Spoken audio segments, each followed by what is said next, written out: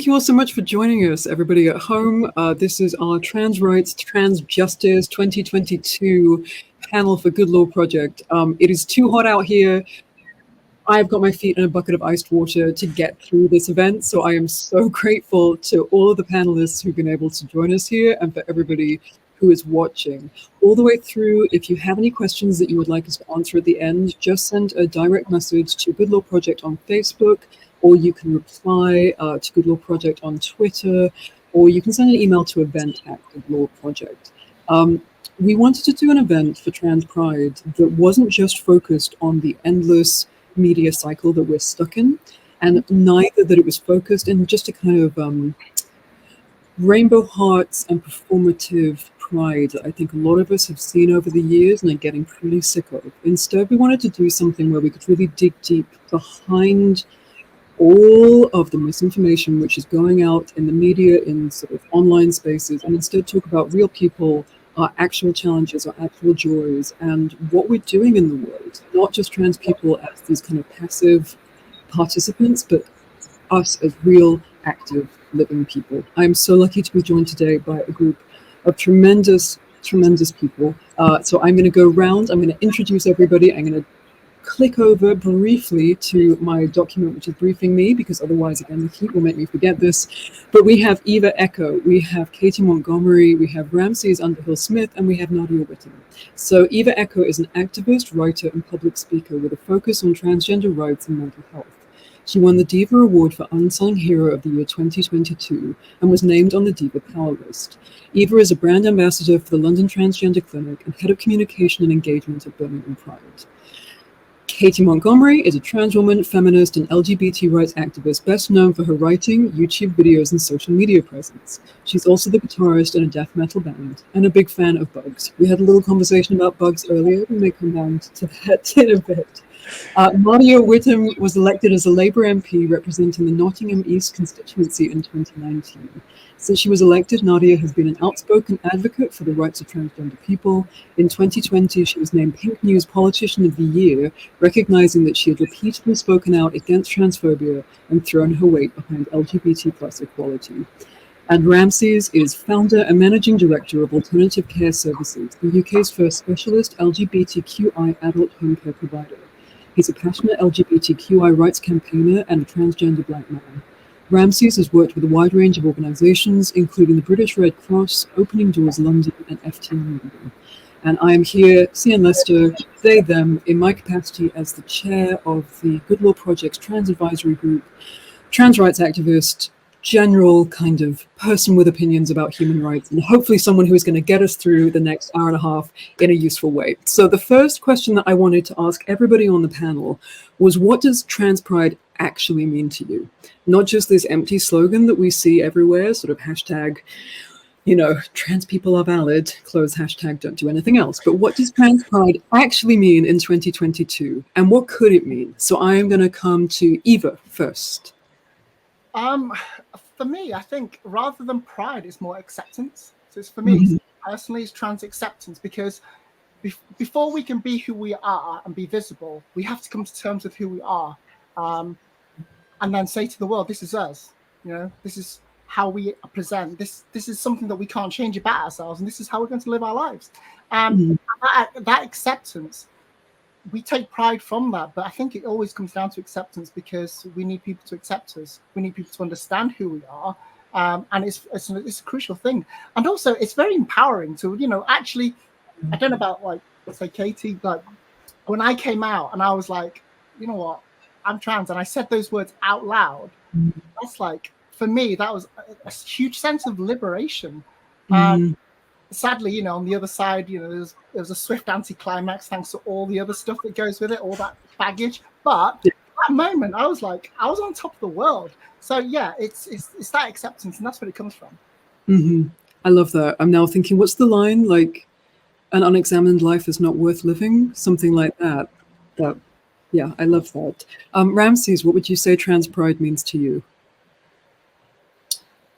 I think for me, it's really, when I think about my everyday life and just walking down the road and where nobody looks at anybody oddly, I think that we can just all live and it's okay. And I see that more every day. I mean, I remember when, when you couldn't be gay.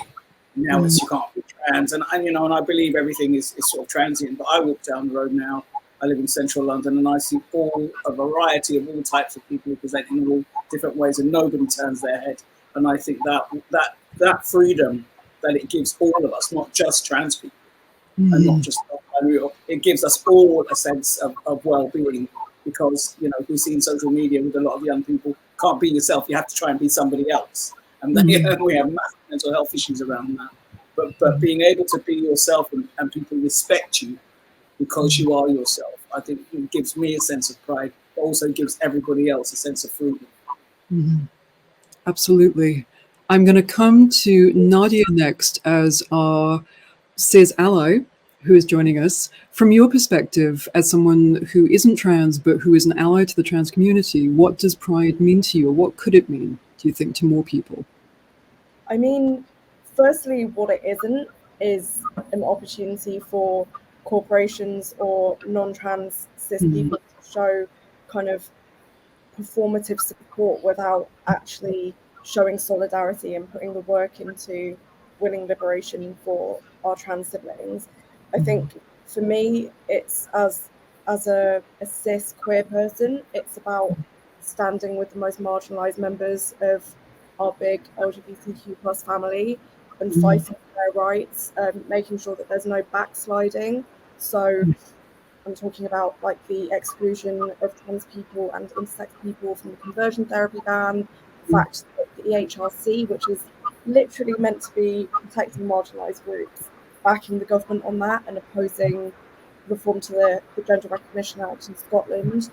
And it's also about being vocally in opposition to the kind of so-called debate that is going on at the moment, that is questioning trans people's fundamental rights.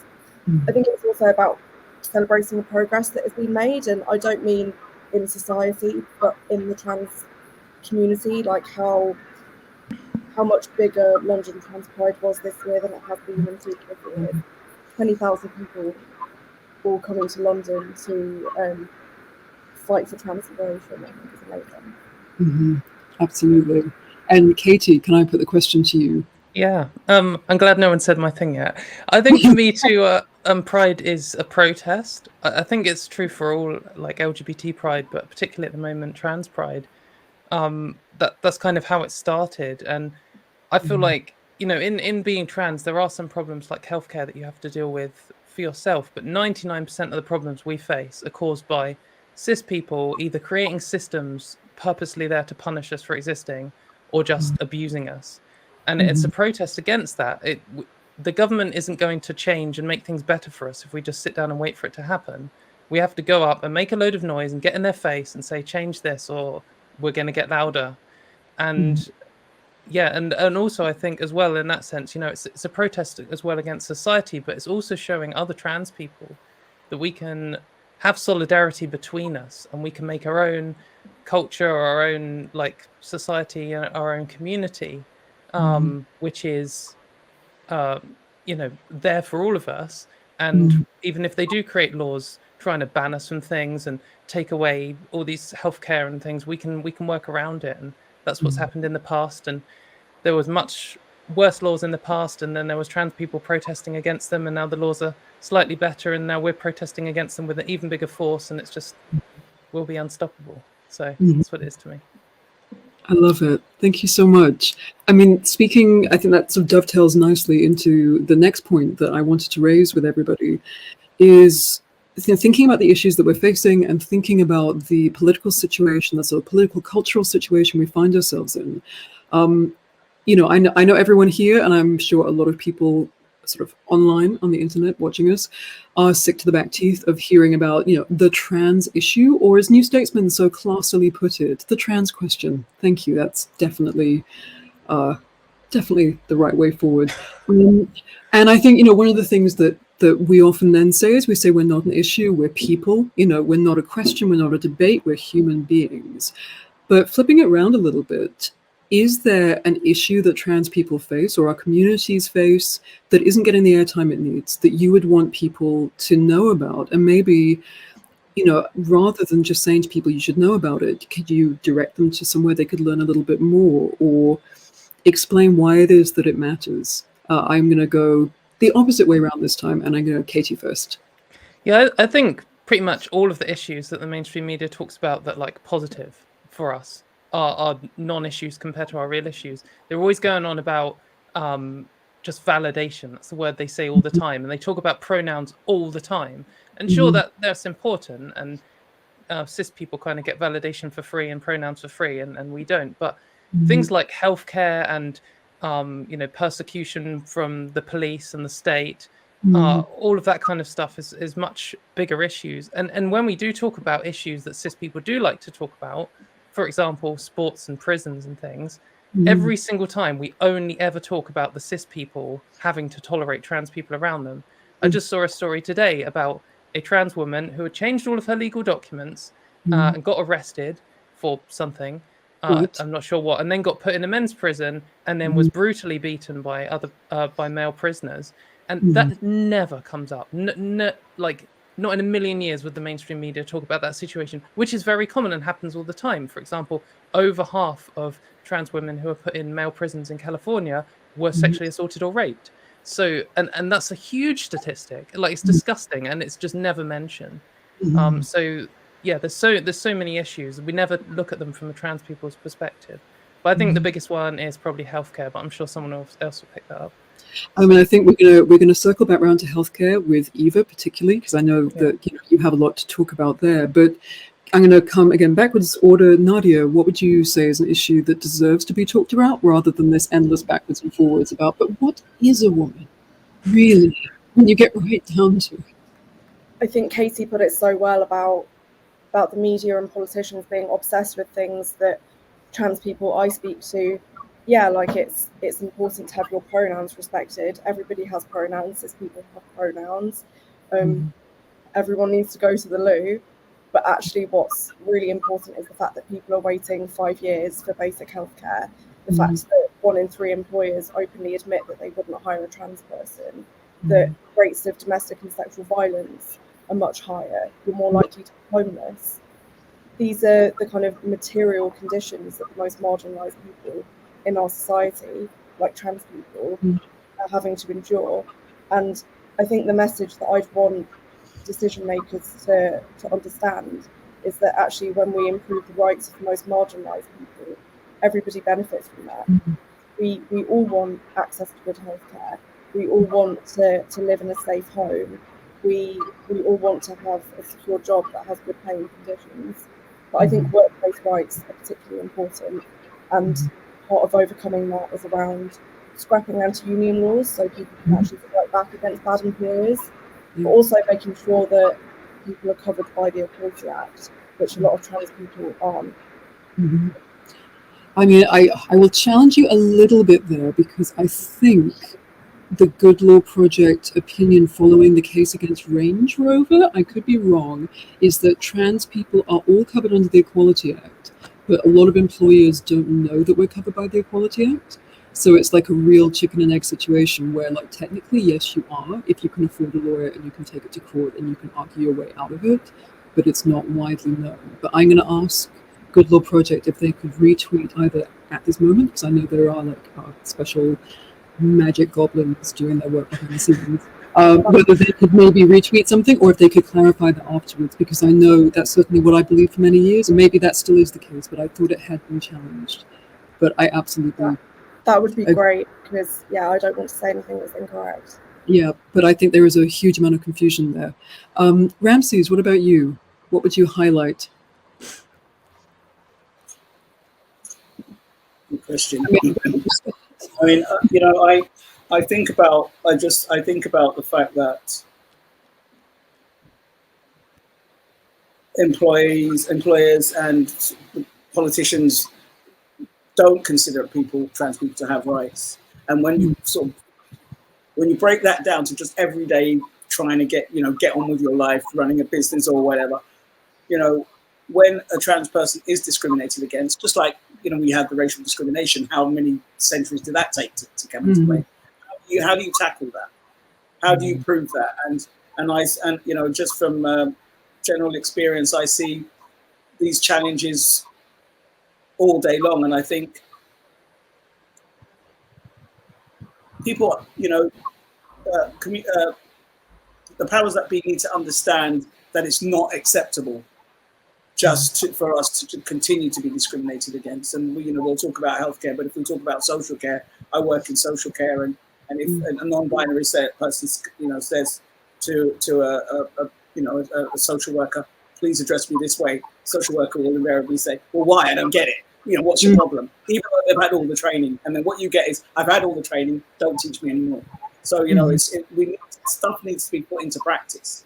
People can't just go and sit down and do a couple of days course. In everyday living, we face, these are the challenges we face, these microaggressions, and people need to understand that that it's not acceptable. It's not acceptable. It's not acceptable to say the N-word. We get that after a century. It's not acceptable to misgender people deliberately or think there's no consequence. People need to start being made accountable. So I get that laws are put into place to do that in some respect, but if we, change has to be from the top down and bottom up. People have to be called out all the time, and that, I think, that's where the challenges lie. That's what I see where the challenges are. Thank you so much, Eva, and I'm passing it on to you now. What would be the issue beyond the really quite tiresomely similar headlines? I say tiresomely, we all know I mean dangerous, but I'm trying to smile somehow. What would you actually want people to talk about and to focus on? Trans joy, the positivity. Like Katie said, there are so many non-stories. And every day when it comes to tabloids, when it comes to the broadsheets, anything, they're all just daily fails when it comes to headlines. There's nothing to do with actual trans people's lives. And when you look at, say, someone Elliot Page coming out, that wasn't in the mainstream media. That was all in the entertainment section. That was relegated. But that's huge, and that's huge for our community. Why is that not out there? Something I've been working on also is cancer screening for trans and non-binary people. Because when you change your gender marker, you essentially drop off. You don't get the recall. But then, when you put that out there, we need to let trans people know that this is something you need to be aware of. It potentially will save your lives. Not all these are aware of, what to do and the time periods and things like that. So we need to get it out there. The media can't be such a useful ally, but instead it just chooses to pick those really crappy stories that are just there for dog whistling purposes. But at the same time, when we look at cancer screening, if it was trans people and cancer screening, we're always painted like, well, you did this to yourself, it's your own fault. Cancer screening for cis people, come along, you need this, it'll save your life. Same with when it comes to assaults, violence, rape. If it was against a trans woman, for example, brought it on herself, she did this to herself, she chose this. If it's a cisgender female, there'd be uproar. So there needs more balance and more joy, definitely. I think that probably ties in quite well with. Can I add one more thing on that? Sorry. Yes, of on course. So on that topic of what else I want to see, I want to see the media do more hit piece stories like they do on Us 10 times a day on the anti-trans movement, because it is absolutely ridiculous. They're all buffoons. There's loads of money going missing. There's loads of anti-Semitism and misogyny in it. And the media, if it wanted to, could have an absolute field day with transphobes, and they just don't. And it's very frustrating. So anyway. No, absolutely. And I think on that note, if anyone at home would like to know a little bit more, Katie's channels are amazing for that, but also Trans Safety Network has done some extraordinary deep dive journalism. Go and read it yourself, because anything I say is going to not have the same impact that would. So I'm keeping an eye on the time. I'm not always very good at this, but I'm going to do my best. And I realized that every single one of our panelists has a speciality, effectively, that they want to talk about, sort of a particular field of knowledge they want to share. And I wanted to start with Eva, who you said that you wanted to talk about. I thought the word was really interesting. You said making activism more accessible, more positive, but also more accessible. And you've been obviously working as an activist for quite a number of years, and some really high profile sort of actions that have been taken. So how would you go about this? How would you make our activism more accessible to everyone, I guess, to help in the ways that they can? Small question, obviously. Yeah, I get so many people asking me on social media, how do I be an activist? What do I do to get started? And I love that people have that passion and they really want to. But I mean, personally, the way I see it, as a trans person, just being visible is the most basic but most important form of activism, because in doing so, you're helping to normalize trans people in society. People will get bored of us, and we need to kind of show that we're nothing special. I would love for nothing more than to just be boring as hell. Totally agree. No one gives a shit because they've seen it all before. They've had all the jokes. They've got the laughs out of the system. But also not be afraid, because I've been misgendered. I've had various comments made in front of me. I've had people, I know that there've been people who've seen me and then probably gone away later in the pub and said, oh, I just saw a man in a dress, or whatever terms they would choose to use. Fine, they would laugh in that one moment, but I've made it into that conversation. I'm not even there. So the more that those conversations happen and we're not there, yes, in the first few times, they'll be laughing at us, they'll be mocking us. But how many times will that it's not even a joke, but how many times will that joke be funny for them before they get tired of it? And at that point, they move on, because if they said the same thing again, they'll be like, oh, come on, Brave, or whoever else. We've heard that one all before. Let's move on. So being visible is so important, but also being visible as an ally, because when you say, oh, I'm an activist, I'm involved in various campaigning, this, that, and the other, it sounds scary, but just standing up for what you believe in is activism, and we need to find ways to make that easy for people to get into, it's easy to digest, and kind of take away the mystery around activism. You say to someone you're an activist, and the first thing they'll probably think of is, Extinction Rebellion, gluing themselves to the road. Great cause, I'm totally on board with that. But the execution, the method, perhaps needs a little fine tuning, because you need to carry people with you. Otherwise, your message is completely lost through various actions. And when we look at the statistics, trans people, less than 1% of the population. LGBT people, approximately 2.7% of the population. Gender critics really are such a minority. Then think about how many people out there who are potentially allies. So many. So we need to carry them with us as we move forward. And as Nadia was saying earlier, it has a knock-on effect as well. It's not just one minority group. We all stand together. All the social injustices are interlinked. So we're helping each other. But we've got to break it down. We've got to make it easy. And we've got to share it as well, because some people have specialities. Other people just have a large platform. Some people don't have a voice at all, but have great ideas. So we need to be able to work together. I would love then, as a follow-on question, to ask you, but then open it up to everybody else. Someone is listening to this, is saying, yes, I'm so ready, I want to do this. What is, maybe give me 1, 2, 3 things they could actually go and do either this evening or in the rest of the week that would have an impact? It could be something really tiny. It could be something, I don't know, really big. I don't know what really big. Get the trans pride flag tattooed on your face. I don't know. But what would be something that you could say to someone, like, you can do this right now, whether you're trans or whether you're an ally? Well, first of all, tattoos are permanent, so I would not endorse it straight away. But I mean, just like look around you. You don't have to think high-level national stuff. Look around your local community.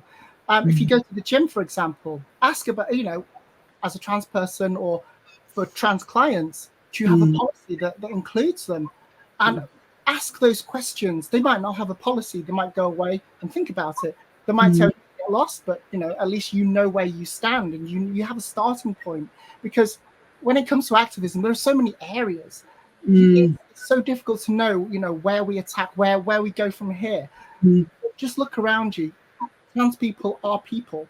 So we pee when we need to pee. We bake in this heat because of climate change. So think about, the things that I would do, for example, if I was an ally, but in a trans person's shoes, can they do that just as easily? If the answer is no, then again, there's your starting point. There's your question.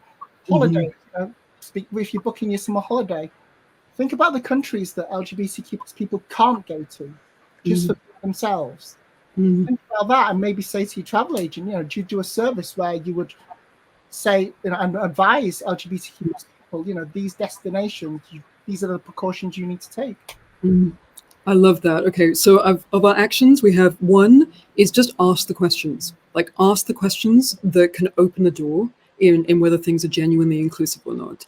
Anyone else want to chime in with some more things? Yeah, I think there's a few really easy things you can do. One is just talk to some trans people. I think a lot of trans people are a little bit isolated. You can just make a social media platform and anything, your preferred format, like Twitter or TikTok or Facebook or anything, and just go and find some and just talk to them. Join in with the conversations they're having, and you soon get to know people and you soon end up in a community. It's easier than you think. Another one is write to your MP.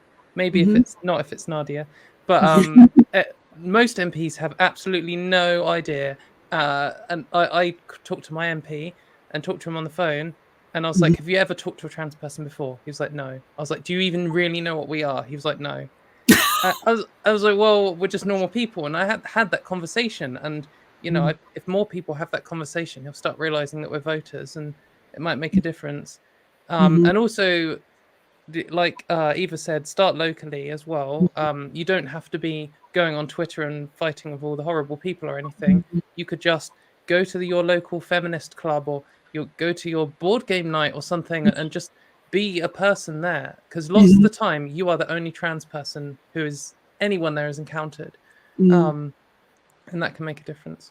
Amazing. Okay, so far we've got ask questions about inclusivity and whether everyone can actually access the thing that you're accessing. Speak to real life trans people, actual trans people. It can be online, but they have to be, human beings and not bots. 3, write to your MP.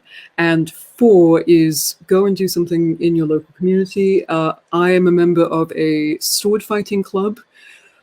I don't know how that happened, but I love it now. And, it's really great because like half the people are just, forgive me, like the kind of nerdy cis dudes that you think would be at a historical sword fighting club. And then a lot of the other people are trans. There's this weird crossover, and we smack each other with swords, and it's really good. Somehow I'm not surprised that it's mainly those two groups. I know, right? Any other points to add to our four things to do? Any other ideas? We don't need to have any if that's okay. So we're going to leave it at 4. We're going to, ask questions, talk to people, write to your MP, really do, call them up, book to go and see them in their surgeries, let them know that your vote actually matters and they're going to lose your vote if they don't believe in human rights. And 4, go do something in your local community. Think local. It doesn't have to be, now I have to become the big person with the biggest platform in the world and I have to use it to always get into fights with J.K. Rowling. But you can do that too, because some very cool people do that. So. But maybe they're already doing that work. I was going to say. Yeah, I want more people on the front lines.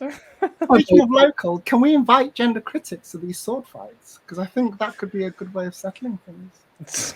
Sword fighting is a safe space where we bruise each other and get smacked over the head. So anyway, before I get off on like too big a nerdy thing about how exciting it is to wear armor, I'm going to come on to Katie, where I think it's really interesting because we were saying in the before chat, Katie said this really interesting point about talking about how do we actually combat these anti-trans talking points, these people who call themselves gender critical, and yet I kid you not, today was it they were coming out with saying that ballet is actually like super biological natural sex. Yeah.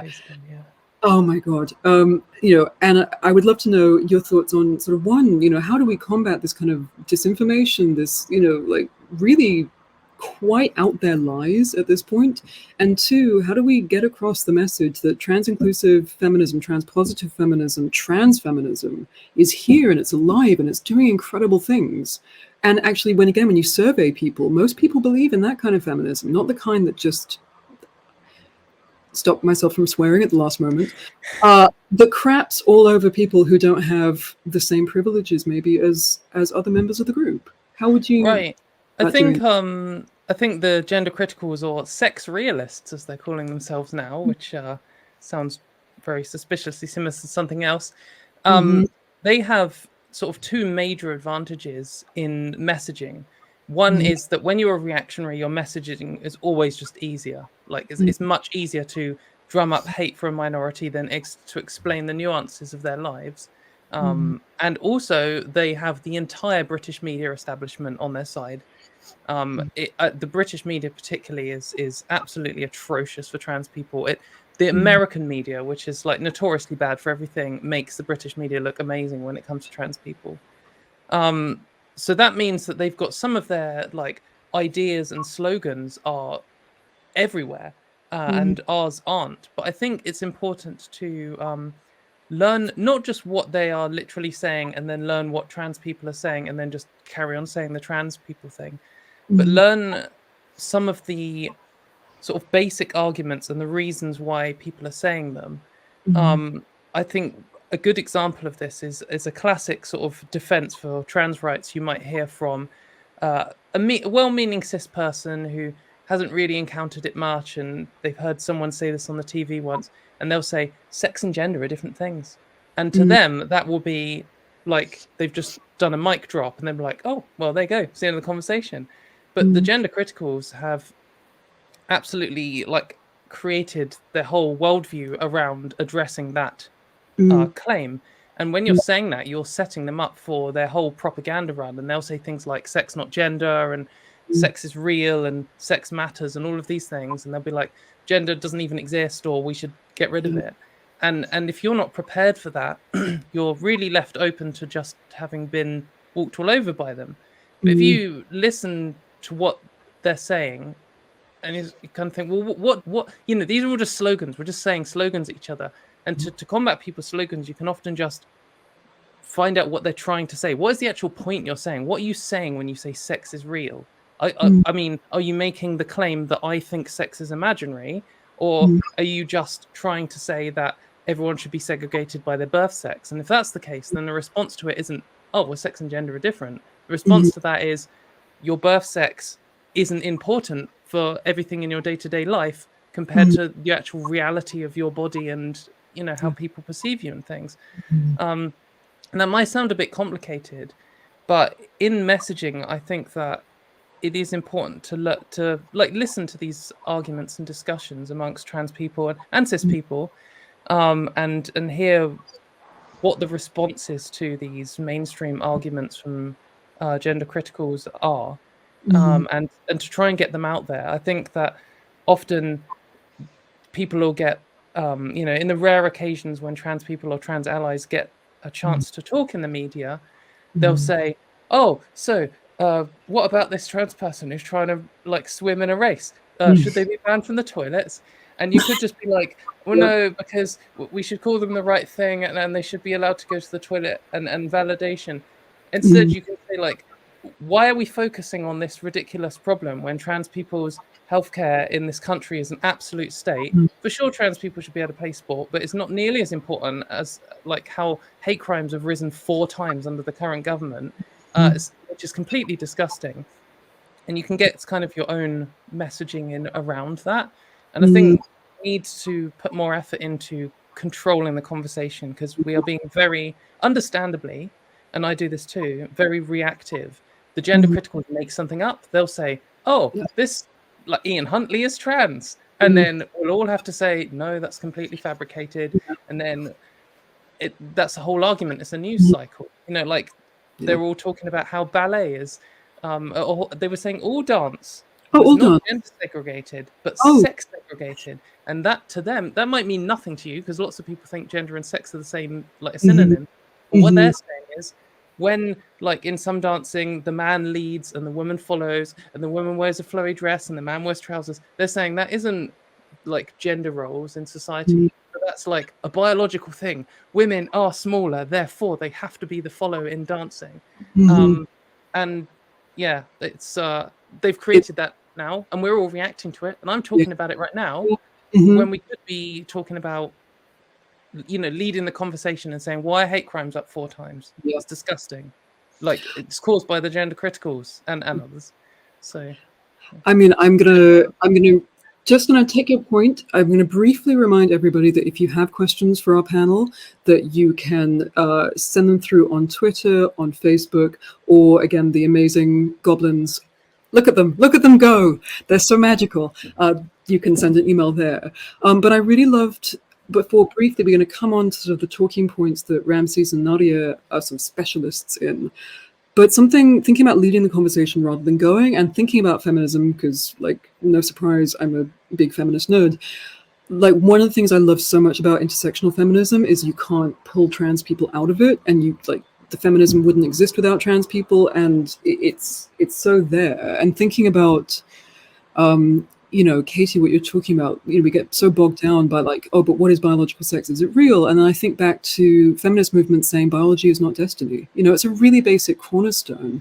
And I was wondering if you had like your moment, anybody, to have a sort of pithy, rather than having to always sort of say, be on the back foot, is there a message that you would like to put out there about trans rights, which is positive, which is, so again, rather than saying, oh, but, you know, sex and gender and different things, you know, and that's somehow okay. I really love it when people like Katie, you know, so many other trans activists I admire will say, does it even matter when people can't get a safe place to sleep? You know, it's sort of focusing on that. Maybe I've questioned that badly, but is there anything from sort of activist movements or human rights movements in general you think we could be focusing on, just briefly, that would include trans people and lift us all up?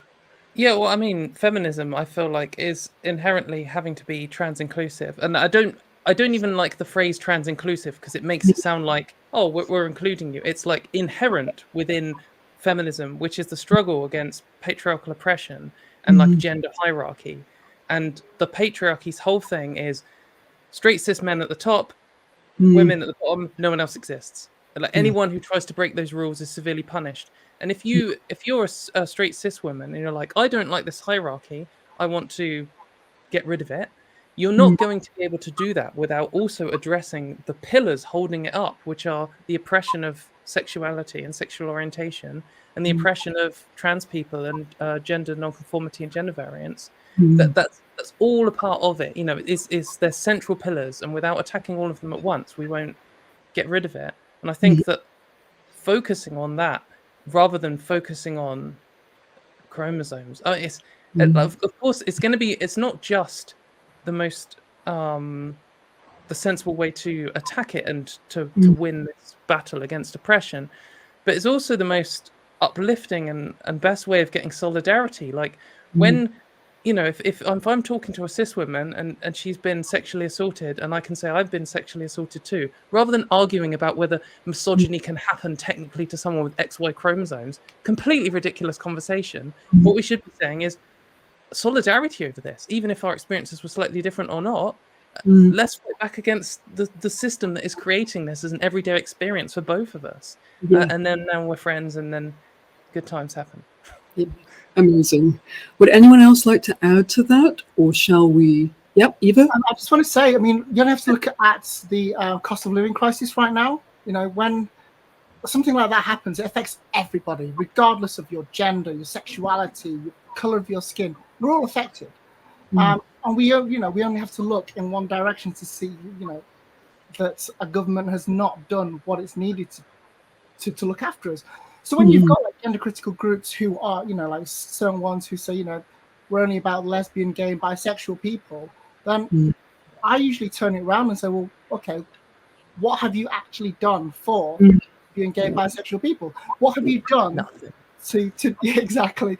What have you actually done when it comes to things like homelessness, cost of living crisis, healthcare? Nothing. And rather than be reactive, I mean, like Katie was saying, we are reactive. It's in our nature because this is our lives. We feel attacked 24/7. So if someone comes out with a fancy slogan that attacks us, of course we want to, try and react to that. But take a breath, take a step back, and think, okay, well, what are they trying to do here? And then ask them a question, challenge them on where they stand in their beliefs. So if they really believe that they stand for lesbian, gays, and bisexual, fine, let's hear what you've done. Yeah, I love it. Nadia? Yeah, I just 1,000% agree with everything that everyone said.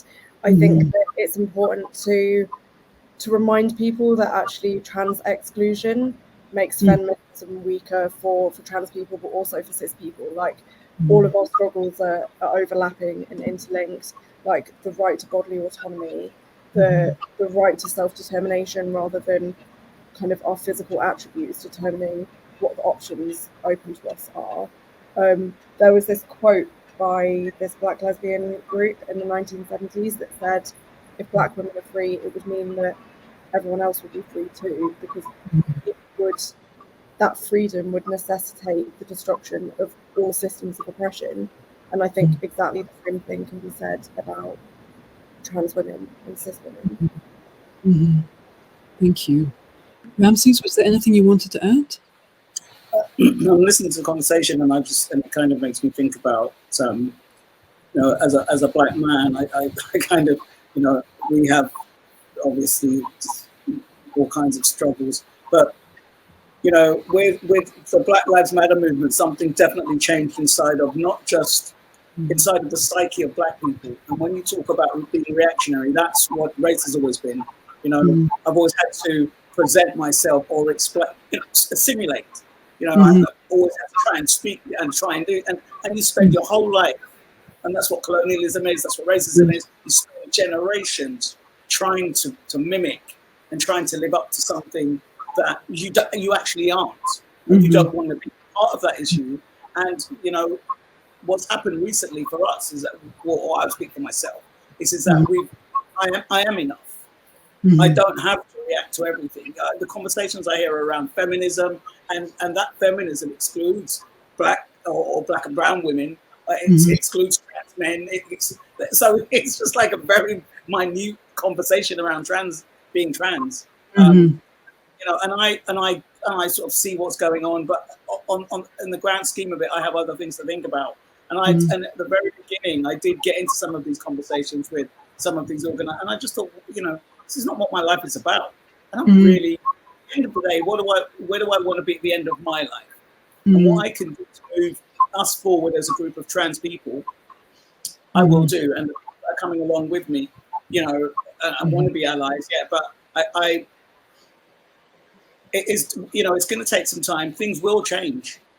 Just by the very nature of that, we are multiplying, like you said, and it's not that we're multiplying. That's not true. We're becoming more visible, and we are making sure that we take our rights. And what the pushback is that it's like, the pushback is with Black Lives Matter is, oh, you've been enslaved for so long, now you want free. No, how are we going to monetize you? All this stuff we're going to have to give up. But the days are coming. And so, I don't spend a lot of time, really indulging in social and the argument. I've got so much things to do. I've got a family I've got business to run. I've got other things to think about. And the things that I can change, I try and make a positive, conscious decision that I'm going to input some energy here. And because I see a lot of people go through burnout, just trying to focus on this. And that's what happens. It changes you mentally. And we can't, we have to preserve our energy. We have to and work together where we can. But the conversation is not just around, trans women or feminism or, who wants to go to the toilet. Or, I noticed when I go swimming. I went swimming the other day in Hackney, and it was sort of gender neutral. Everything. Oh, this is really cool. And there's nothing. Nobody else thought anything about it. Probably just me. Everyone was like, it was cool. I don't need to justify myself. I don't need to justify myself. I just need to get on with my life, because otherwise these conversations do just sap everything out of you. But the conversation can't just be, there's got to be about all of us as trans people, because it becomes very elitist. Thank you. I think that leads on really well to Nadia and sort of the points that you sent through. I was really struck by the fact that you brought up, so thinking about sort of trans people and politics in this country and the ways in which trans people are being used as a political football. It's been years now and it keeps getting worse, and I keep thinking, oh God, is it going to get worse again? And it does. And you brought up sort of in your points, in your email, the Tory leadership campaign and this incredible race to the bottom that these, who can be the most transphobic, who can show that they hate refugees the most, who can, say they're going to throw away the rights of human beings in this country the most. And it got me thinking, I think, because I'm a member of the Labour Party, so I'm just putting it up there. I'm not saying you should agree with me, that's what my bias is. But I've found it increasingly upsetting over the years watching then transphobia in the Labour Party just either be ignored or sort of swept over. I mean, I'm thinking there's literally been a case today. There have been people in the past couple of weeks, say they support Pride and then come out with incredibly transphobic things. I know Green Party members who are incredibly sick to, and it ends up feeling like, where are we going to go? As a trans person, who do I vote for who actually just sees me as a human being? And we're outside that system of parliament, but you are an MP inside, and I think I wanted to ask you two questions. Is one, what can you do as an MP, and what would you encourage other MPs to do? And then two, what can we do outside that system to put pressure and say, hey, this is not okay? Yeah, so firstly, I'll start with the Tory party and then the Labour Party, because the Labour Party is going to be my focus of what we can do, because unsurprisingly, I think that, it's through the Labour Party that we can achieve a lot of social change. So the Tory leadership race, as everyone has observed, has just become a race over who can throw the most red meat to the Tory membership who have a vote in this election, who can demonise trans people the most. And I think there's a temptation to say that that's all a distraction from the big issues, and I think partly it is a distraction from the Tories' failings on the cost of living crisis, which affects everyone and will affect many trans people disproportionately, because if you're trans, you're more likely to be poor, you're more likely to be working class. But it's not just intended to distract people, it's also intended to divide people and to say, oh, actually the reason that life is so bad for you, the reason that the cost of living has gone up, that wages have been stagnant for the last over a decade, that's not because of exploitative bosses and landlords. It's not because of this government that has enabled them every step of the way. It's because, insert marginalised minority here, trans migrants, refugees, people of colour. So we've got to call that out. But also, I want to talk properly about the Labour Party, because you asked that question, and I think it's a very important one. In the Labour Party, there has also been a huge problem with transphobia. Yes, it's perhaps not on the scale that we've seen in the Tory party, but it's extremely pervasive. And it should be a huge cause of concern to the leadership and to everyone in the party. There are people in my party who have been persistently and openly transphobic, who are still Labour MPs and they face no repercussions. And I think to address that, we firstly need a culture of peaceful education. And I say that for everything, for racism, anti-Semitism, misogyny, homophobia, because I think it's from that we learn, we grow, we apologise, we do better, and then we become part of the struggle to fight for better rights and for liberation for people. But where that doesn't work, there has to be disciplinary action. Otherwise, essentially, marginalised people who the Labour Party was founded by and for to represent themselves will be thrown under the bus. And then I think beyond that, we need to be looking at policies that I don't want to say include trans people, because obviously they should include trans people, because why would policies exclude trans people? So reforming the Gender Recognition Act is really important. An inclusive trans conversion therapy ban is important, and those are both things that the Labour Party is committed to. But it needs to go further than that, because those aren't the only problems that trans people face, and for a lot of people I know that they're also not the most important problems. But we need to be properly funding gender-affirming healthcare, but also looking at how trans people are marginalised and just miss out on healthcare, are excluded across the system. So cervical screening, but also any basic healthcare because of institutional prejudice and discrimination. We need to be looking at how intersex people are treated in the health system. Why is this medicalised, and why are parents forced to choose a gender for their child, or for their child to undergo surgery just so they can fit into a binary world? Why don't we change the world that we're in instead of making people go through that? But it's also looking at other policies that will necessarily benefit trans people anyway, like a massive plan of building council houses. Like that's going to benefit everyone. Proper rights at work. Also, not being afraid to talk about policies that might seem unpopular or might not exactly chime with the way that we view politics about being, all about respectability, like sex work, because work is so terrible generally for a lot of people, even more so the more marginalised you are. So if you're trans, especially if you're a trans disabled person or a trans person of colour, or all of those things, then you're more likely to be engaged in sex work, which is dangerous for everyone, but especially for trans people. So why, instead of moralising this issue, why aren't we talking about how we're going to give people rights and safety and ability to fight back and ability to put things on their tables?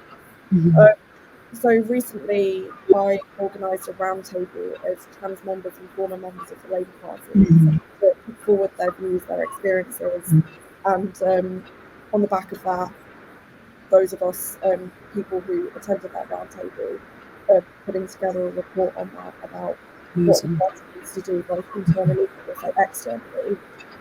And then I just wanted to say as well that I think there's a problem in politics, including on the left, of politicians imagine that people have these reactionary views, and then they make up policies to cater to the imagined reactionary views that people actually don't have.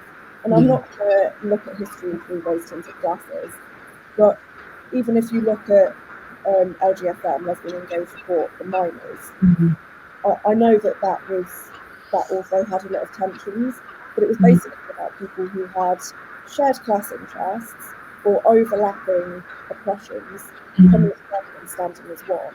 And ultimately, I think a lot of people realise that our class interests are the same.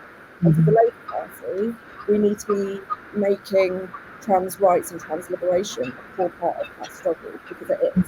So we need to recognise that. And if we're not standing for trans rights, then we can't claim to stand for the whole of the working class, in the same way as if we didn't stand for women's rights or the rights of colour, we would be excluding a huge chunk of the working class. And then just on, sorry, I know that I'm going on. No, I was going to say, you are absolutely preaching to the choir to me, but now I want to know, how the hell do we get other MPs to sign up to the same hymn sheet, or even if they don't sign up to it, to be scared that they won't get our vote if they don't at least pretend to sign up to it?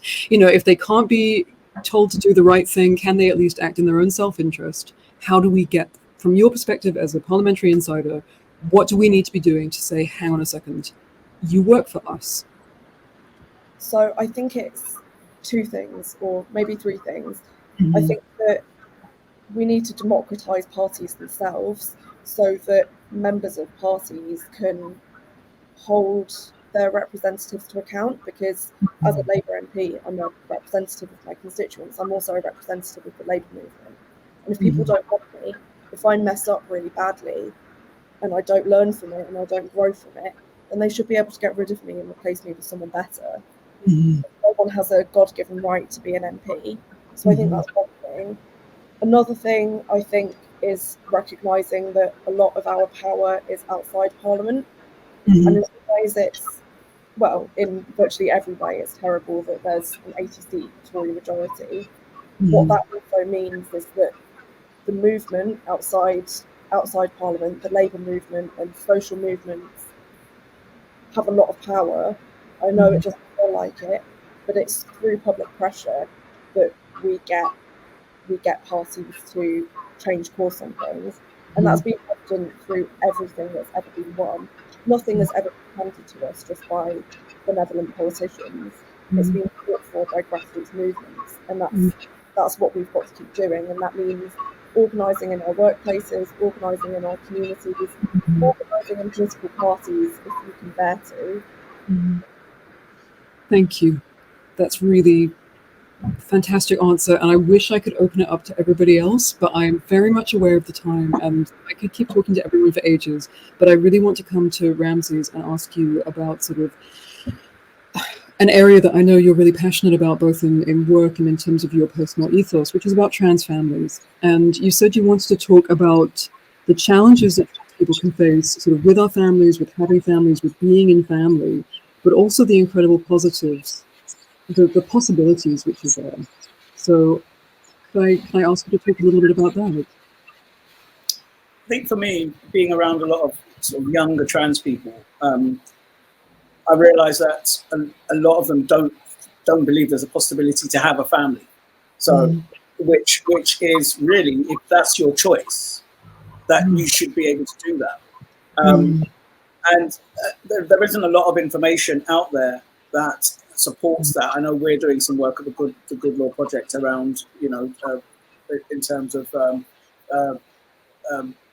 eggs preservation and all of that kind of things. But I think that it really we need to see, it's what we see is we talk about trans people as singular people, as if they have no extended family or they have brothers and sisters, but actually people get married, they have children, they have families, and I think that that's something that I want to see much more of, because that allows visibility, but not only does it normalizes, and I don't like that phrase, but you go to school, if you're a parent, got to go pick the kids up. Other family members other parents have to talk to you. People have to interact, and I think it's really, really important. I mean, I struggled with my family. I'm a great granddad, in fact, but it's really important. It's always really been important for me to be very visible in my community, where there's a lot of talking behind your back. You coming from a community that can be really homophobic, really transphobic, but my grandchildren, my children, it took my children a while to struggle to get used to the whole idea. But actually, love is love. And that's where I think you break down all of the stereotypes, because at the end of the day, you're just a family member and you're supporting your family and you're supporting your children and your grandchildren.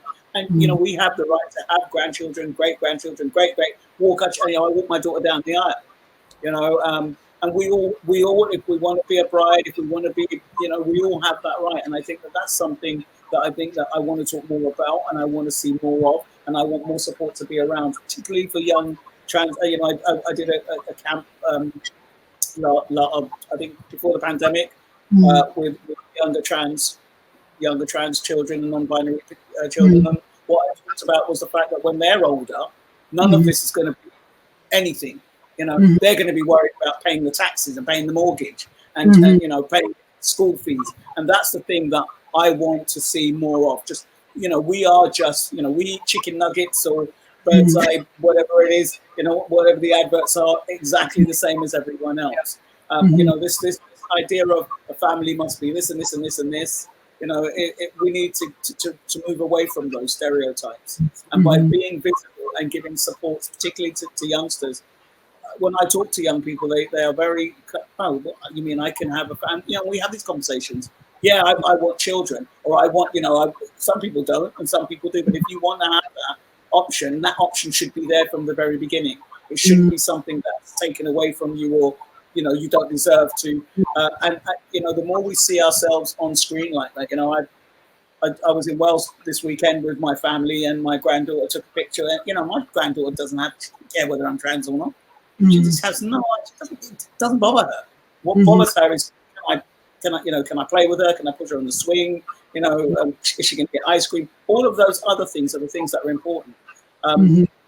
So for me, that's where I want to push, and I want to much more information for young people, because I think younger people, and they have voices that we never had, or that I certainly never had. You know, they're more demanding. I demand this. They have rights, and so I want to make sure that as the next generation come up, because they're the people that are going to be in politics. Those are them, you know, because just for evolution, we're going to die out. The younger people are going to come up, and I want them to understand that you have the right to have all of it. You know, you can walk down the road and kiss and hold hands. You can do that, and you can do everything else as well. You know, you can be doctors, be parents, you can be artists, you can be whatever. But yeah, I think family for me is extremely important, because, you know, without my family, I would find life very, very difficult. And I found it really difficult when I was transitioning, and I went off to the States to do it, because I was so terrified of my community, and I stayed there for like 15 years in New York. And then I came back, you know, and then I had that experience. But for me, it is the people around me. I can be anywhere, but if I'm with my family, I'm okay. And I think that we need to, if we can get our families are on board, that needs to be part of our health and part of our growth, and then they become allies. So, and I think I realize I'm sort of listening to you, and I'm smiling at sort of like happy memories that your memories have brought up in me. And then I think, actually, I never hear this. Again, I hear trans people talking about it, but the image you get, again, in sort of the media is that, you know, great, you're a trans person, now go and die in a hole where nobody loves you, nobody accepts you, you can't, you know, you're just kind of haunting this castle of misery where you can't eat ice creams or play on beaches. And I'm not trying to downplay the damage that ostracization and sort of being pushed out does to us, but I wish to hell that we were hearing more about the stories about people walking their kids down the aisle, because I think of moments in my own family life, which again has not always necessarily been an easy road, but then has also been full of love and support and joy. And I wondered, actually, does anyone else have, I think when you're thinking about families and like found family as well, and our trans family and our families of origin and the families that we make, you know, does anyone have something they'd like to share just before we go into the audience questions, maybe? Yeah, I just want to say, like, off what Ramsey was saying, marriage. When I came out, I was 4 years into marriage, and I was, well, I was convinced my wife would leave me because of me choosing to come out and be who I am. But she's my rock. She's been like my number one supporter. She gets, you know, angry at transphobes on my behalf. She's there for me, and she has been there for me. We don't hear enough of that. We always hear the horror stories, don't we? That, you know, when somebody comes down, they transition, that's the end of a marriage, it's the end of a relationship. But it doesn't have to be. And I think we need to give recognition to that. And again, that's where the media can really play a part. Champion those positive stories. Show the world it is actually possible. And we need to also understand, yes, when we come out, and my wife went on her own transition journey, because she has to kind of get used to me, how I present. And, you know, I always say it's like two parallel paths. And at one point, we then join and we walk the rest of that journey together. But without sharing those stories, people won't know it's possible to have that joy, to have that happiness. So we need to spread that. Absolutely. Amazing. On found family, I think that that's a good thing to talk about. I've been very lucky with my family that I was born into. But I've talked to, you know, thousands of trans people, and there are loads who do have some or all of their family as support, but there are loads who don't, and they still have amazing, fulfilling lives, and can, you know, have the best time of their lives from coming out, and maybe losing family members, which is horrible, and, you know, it's a real ordeal, and we need to be there to support trans people going through it. But I know so many people who have said, oh, you know, like at Christmas or Ramadan, whatever, when you meet up for family events.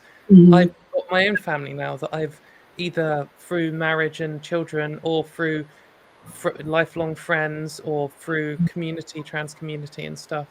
And that's just as is equally good. It's equally good in every sense. And that's great to know, because I think when I was on the verge of coming out, that was my biggest fear of just having no one. And I've got very lucky, but I can now also see that even if your circumstances really get shaken up, you can still get to just the same amazing place as anyone else. Mhm.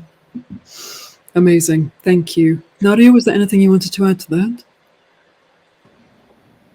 No, that was just, yeah, like a privilege to hear. Mhm.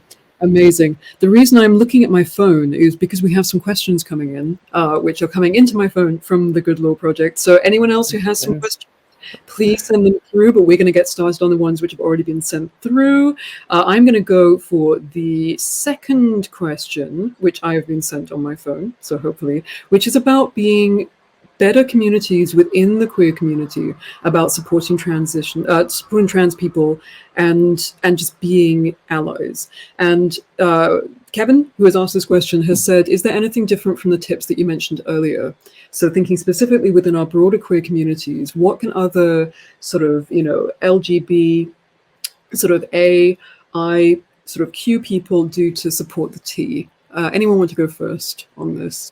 I think something I always point out is to cis gay people and all these various other labels that we sort of put together, is our fight is pretty much the same. I mean, we can say how, well, trans people need access to hormones and cis gay people don't really need access to hormones, but we both struggled in our histories for access to healthcare, which is kind of specific to us. And the opposition is always from the same people. It's the same thing. It's a rational disgust of who we are. And all of our problems are so linked. Sometimes you do see gay people who have this kind of feeling of like, well, we've got our rights, and trans people are just asking so many questions. They just want so much, just been a bit I can't be bothered. But Yeah.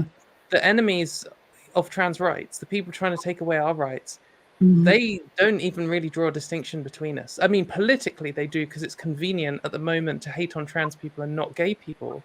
But that we're in the turning point of that. And, homophobia is back in a big way. And I'm sure most cis gay people will have noticed that. And it's not come out of nowhere. It's come because the transphobic, trans panic has been stoked for long enough that they feel safe in just carrying on and being homophobic. And so our struggles really are aligned in that way. But that also means that you can often predict what kind of issue someone might be facing. If you're like, oh, what do trans people even want? I've never met one. I don't know what the issues are or anything. If you think about, oh, well, one of the hardest parts for me was like coming out to my family as a gay person. Well, that's probably one of the hardest things that a trans person is going to face. And if you think, oh, well, I faced this discrimination on the street where someone shouted at me and it made me feel awful for the rest of the week and I didn't even have anyone to tell it to, probably the same for a trans person. And that means and you've experienced it and you can be there for them. And doesn't mean assume everything, ask questions, but it's the same stuff generally. Great. Anybody else? I would say that to others in the community, just think about your own struggles. I mean, similar to what Casey just said, when it comes to things like coming out, the struggles that you face, yes, it's not about sexuality, ours is about gender identity, but look beyond that. Look beyond the obvious things like oppressed, things like having access to healthcare, being able to hold down a stable job, not having to worry about where you go on holiday. We all share those things. So to be better allies, to everybody else in our community that isn't trans, just think about the issues that you've had to go through as well, and then put yourselves in our shoes, because we are facing those same issues. To the old LGBTQ plus people, don't be afraid to get back into the fight, because yes, you've had to deal with Section 28, but we're going through a packaged, polished version of that right now. Yes, you have rights, you have a level of comfort, but don't forget that everyone struggled as well, and don't take that for granted, because away our rights, they'll come after yours next. You only have to look at Roe v. Wade over in the US, and there's mention of same-sex marriages being re-examined. So you can't just rest on your laurels and think, okay, well, we've won our fight now. It's nothing to do with us. We've got to keep going together. Yeah, absolutely. Nadia or Ramses, anything to add to that about how, again, we can all be better allies to each other? We keep using the word allies, but I think many of us are teammates, friends. I know that might sound ridiculous, but friends. Oh yeah, so I've got a point on that just quickly. Sorry, I didn't mean to cut in, but on like friends, I have a lot of trans friends and a lot of wider queer community friends. But I know that sometimes, especially when we're under this intense pressure from the media and politics, and it's hot weather, it's easy to fall out with people, and there are sometimes squabbles and stuff, and people fall out. I just think more important than friends is solidarity. You don't have to like everyone. They don't have to come to your wedding. They don't have to, you don't have to wish them a happy birthday. But we are standing next to each other in this. And if we start fighting each other, no one really gains. Like if you have a squabble, public or private, neither of you are going to come away thinking you won. And you've lost a teammate. And so friends is great, but just support people who aren't your friends. You're like, oh, this person's a bit annoying. Like, that's cool. They might be, they're good at, maybe they're really annoying to politicians and they wind politicians up the wall too. So when they need a hand, if you just give them some points and some, oh, you're doing great, mate. And then they go off and irritate someone else, you can just, So I love yeah. it. No, absolutely that. So, okay, I'm going to rephrase the question. How can other queer people be in solidarity with the trans community or trans communities? Because there are so many different trans communities. Ramses and Nadia wants to go first. Do you want to go first, Ramses? Yeah, I think what I always ask myself is when I'm in like a community of around a group of Black people and I hear a lot of transphobia or homophobia, I always speak up. Because they don't know I'm trans, but it's not when I'm with someone and they need supporting. It's when I'm in the group where people think it's safe for them to display these prejudices. That's where I find the most impact, is because when I challenge them on it, the group then realizes actually it's not acceptable, and then the conversation changes one way or another. It will change. So I always ask, and sometimes I don't do it. Sometimes I'm just so tired, that I'm thinking, oh shit, another fight, can I do it today? But I ask myself, how many times do I do it? That's why I constantly say to myself, how many times do you challenge inside of the space? And I think that's what I would do. Just continually examine and ask yourself how, where, when, how, because there's loads of different ways. And once you start to do it, you'll come up with it. But it's it's inside of the group of people that are displaying the stuff that you're around. That's where you'll be the most supportive. Because those are the people whose minds need changing, because they feel valid in saying what they're saying in other people's presence. So, Thank you, Nadia. I totally agree with everything that's been said. I think that the moral panic that trans people are facing now is, as Eva said, it's a polished version of what gay people faced in the 1980s with Section 28, and as kind of cis queer people, we need to be calling it out when we hear it in our spaces, as Ramses said, where people feel safe to be transphobic. And I think we also need to just relentlessly organise. So whatever spaces we occupy, we need to make them trans inclusive. And we need to do what we can within those spaces to work towards not just trans rights, but trans liberation. Thank you. I'm totally on board with all of that. I think the only thing I would add, if I may, just as a panel member, is just a reminder, I think, to people, maybe even sort of cis queer people, is that most trans people are also queer. Like, I'm bi, I'm trans, I couldn't separate those two things out. And I've been working on the broader LGBT sort of activist front since I was a teenager under Section 28. That was like where I cut my teeth. And I'm so much younger than a lot of, trans activists who I hold and admire who've been fighting this shit since the 60s and the 70s. So I just want to say it's not like trans people haven't been there fighting for queer liberation. Like, you can't have queer liberation without the trans people who rioted and who chained themselves to things and who organized homes for kids who had no homes and who wrote polite letters and all the other things that they did. So, maybe I think realizing that we're already in solidarity, and if you choose to reject that, why? Always makes me laugh with LGB Alliance where they say, "Oh, we're just for gay people," and you say, "Does that mean gay trans people?" They're like, "No." Yeah. Well, that's most trans people. Exactly. We are so very nearly at the end of our time, so I'm going to have to wrap up to a question that I really wanted to finish on because I think it's just so lovely. Before we do that, I wanted to thank every single member of the panel, but also everybody who came along on this ridiculously, painfully climate changey hot night and have, been here and been part of this. And I feel really better for doing it. So I can't thank you enough just on a personal level. And I think on that, I would really like to ask a question, which is about recommendations of media. So representations of trans people, let's say in books, movies, video games, music, webcomics, but something that isn't just the usual. I know I bang on too much about how terrible the Danish Girl was, but It was bad. It was pretty bad. It's things in that kind of ilk. Like, what would you, if people are like, oh yeah, actually, I would like to see something that's a bit of a brain cleanse from that kind of reductive, awful, oh my god, being trans is a horror show, let's pity the freak for 2 hours. What would you say? And I'm going to claim one before you can all jump in so that you can't steal it from me. I'm going to say everyone needs to go and watch Our Flag Means Death. For many reasons, it's ridiculous and silly and fun, but also the trans actor in it is amazing.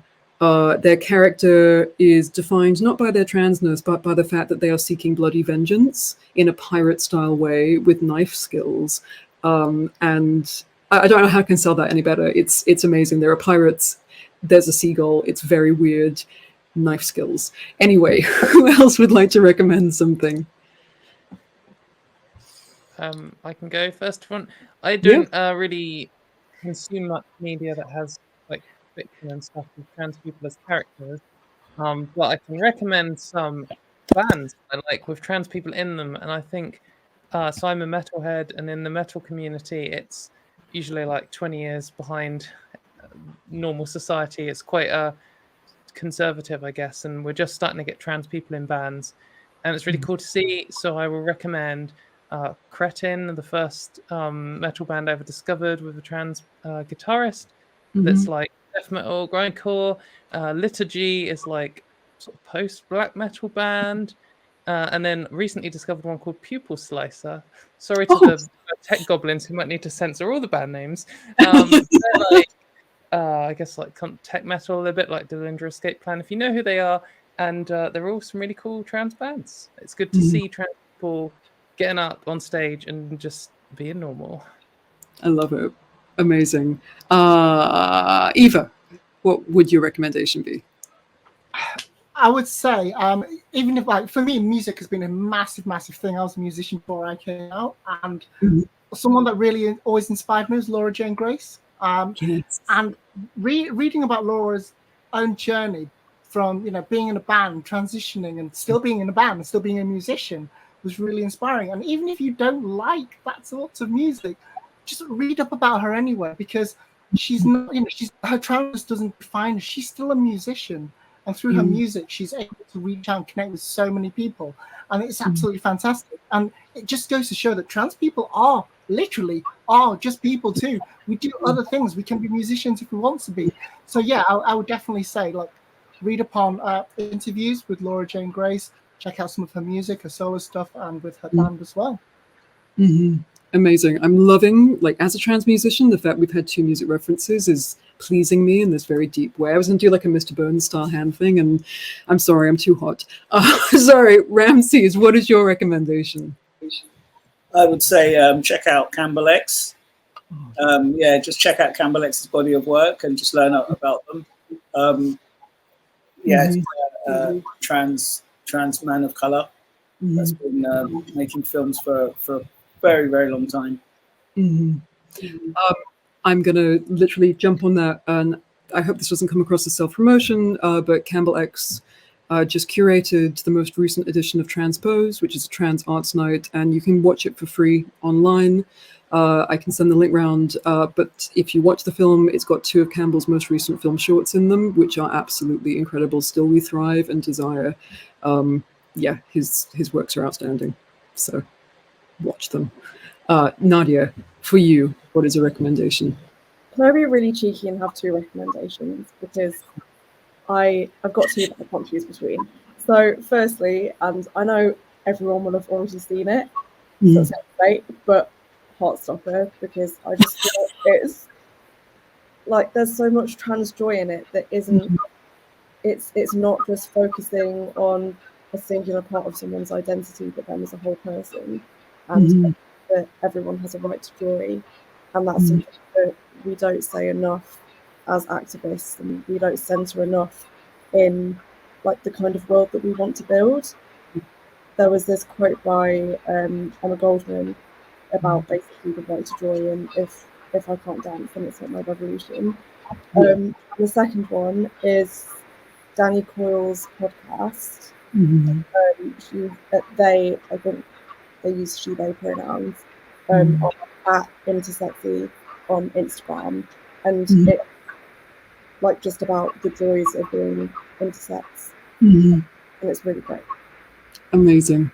I love it. I'm sure that we will be able to write all these up, and we're going to put them online and say, go and fill your brain full of these wonderful things rather than all of the nonsense which is taking up our time. Thank you so much, everybody. I'm going to finish now. I'm guessing that the good law, I keep calling them goblins. They are lovely, lovely people. I just like the idea of them working magic in the background, like some kind of children's books characters. So I'm just going to stick with that. I'm sure that the Good Law Project goblins are going to work their magic and tidy this all up and send through things. But beyond that, like, thank you so, so much. It's been an absolute joy. Take care. Bye.